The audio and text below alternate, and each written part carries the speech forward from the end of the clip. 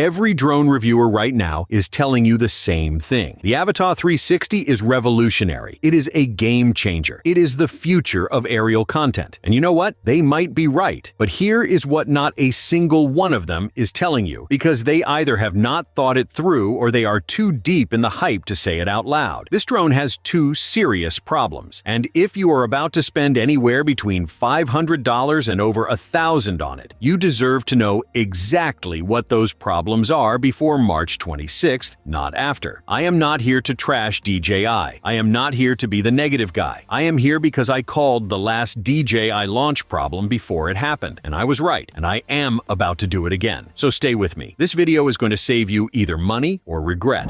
Why you should listen to me. Before I get into the Avata 360 specifically, I need to give you a quick 30-second reason to trust what I'm about to say, because anyone can have opinions. What matters is whether those opinions hold up. Before the Neo 2 launched, I sat in front of this camera and told you something that was not popular at the time. I said DJI's advertised battery life of 19 minutes was not what real-world flyers were going to see. The tech reviewers were excited, the comment sections were buzzing, and I was the one saying, wait. Real-world Neo 2 users land at roughly 10 to 16 minutes of active flight time, depending on conditions, with most people seeing around 13 minutes in typical active use, not 19, around 13. That is well under what was advertised. The people who did their research before buying knew to expect that gap. The people who trusted the spec sheet were frustrated. I am not bringing this up to pat myself on the back. I am bringing it up because the same pattern is happening right now with the Avata 360, and the stakes are actually higher this time. The gap between what DJI is going to tell you and what you will actually experience in the field could be even wider. And I want to walk you through exactly why I believe that, with real data.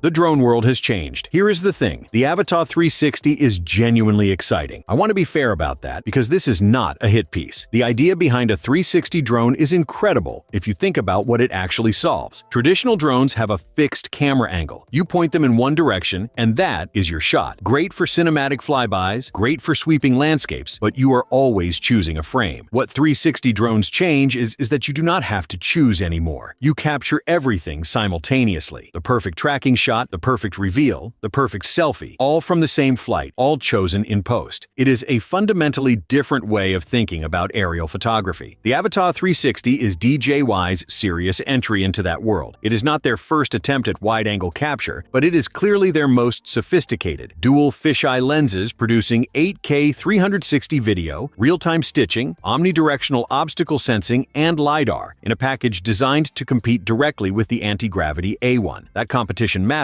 because the A1 has been genuinely impressive, and if DJI is going to take that crown, it needs to do it on specs that actually hold up. So let me talk about the two places where I think the Avata 360 might not fully deliver. And I want to be precise. These are not guesses. They are predictions backed by data I have already seen, data that DJI would rather not be the headline.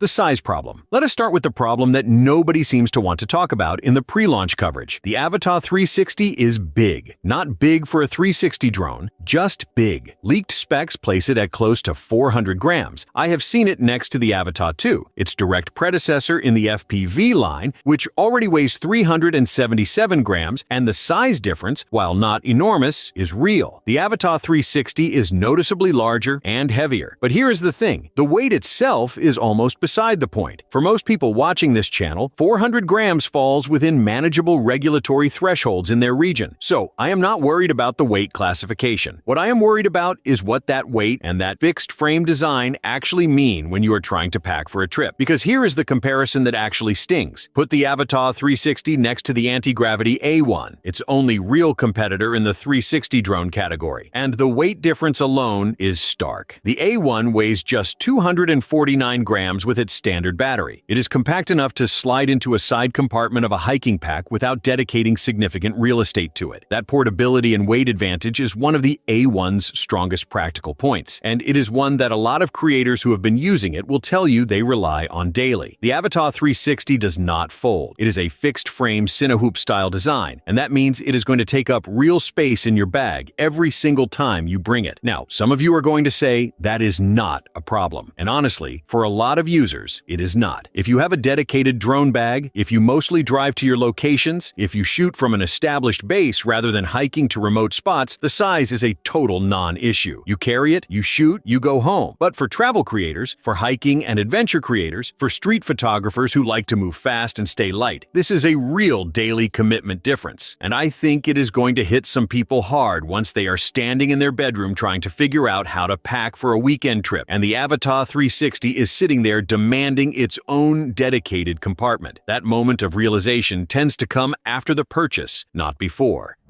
The battery reality. Now we get to the big one, the one I cannot stop thinking about. And unlike the size concern, which comes down to personal shooting style, this one affects everyone who flies. Here is what I know. During a leaked pre-launch recording from an RC2 controller session, a genuine unit in genuine flight conditions, not a lab simulation, I was able to calculate the real-world flight time from the data visible on screen. The controller showed 74% battery remaining with 13 minutes and 28 seconds of flight time left. Do the math on that, and you get approximately 18 minutes of total active flight time. Not 23, not 25, 18. Now, DJI has not officially published the Avata 360's flight time spec at the time I am recording this, but based on their historical pattern and the battery capacity confirmed in FCC filings, 38.6 watt-hours, which is roughly 26% larger than the Avata 2's cell, I fully expect them to advertise somewhere around 23 to 25 minutes. That is the number that will be in the headlines. That is the number that will appear on the product page, and that is the number a lot of people will buy the drone based on. But here is the thing that makes the Avata 360's battery situation uniquely challenging, and this is the part that barely anyone is covering. This drone is not just flying. Every single second it is in the air, it is simultaneously running dual image sensors, performing real-time 360-degree stitching of two fisheye feeds, recording high-resolution 8K video, operating omnidirectional obstacle sensing, running a LiDAR system, and maintaining a transmission connection back to your controller. That is not a drone with a camera. That is a flying computer with multiple active processing systems, all drawing from the same battery at the same time. The Neo 2, by comparison, carries a much lighter processing load, and the Neo 2's real-world flight time was already well below what DJI advertised. So, my prediction stands: 17 to 19 minutes for most people flying actively. Less if you are pushing the drone hard, flying in wind, or running the obstacle sensing at full sensitivity. That is my number. Write it down. Come back on March 26th and tell me I was wrong. And one more thing, before someone in the comments suggests buying an aftermarket extended battery the way some Neo 2 users did. That fix is not going to work here. The Avata 360 is a 360 drone. Its dual fisheye system captures everything around the drone, including the battery area. An aftermarket extended battery that changes the drone's profile will appear in your footage. It will affect the stitching. It is not a clean solution. Unless DJI releases their own higher capacity battery, and there is no indication that they will, the battery you get at launch is the battery you are living with. Lens and sensor error. The Avata 360 uses two protruding wide-angle lenses to capture its spherical view. The issue: in FPV flying, crashes are common. These lenses are highly exposed compared to the recessed lens of the standard Avata 2. The fix: DJI introduced a replaceable lens cover system, reportedly approximately $25 per unit. But a hard impact that breaks the actual sensor glass is a total loss repair without DJI Care Refresh. Some early users have reported a specific firmware bug when using the RC Motion 3 in single lens mode. The issue: a sensor error banner appears unexpectedly, causing the drone to enter an emergency hover. In some cases, the motion controller becomes unresponsive until the drone is brought back via the RTH, return to home button. Impact: this is likely a software bug related to the camera's rotating gimbal mechanism, which DJI is expected to patch in a v01.00.0300 firmware update.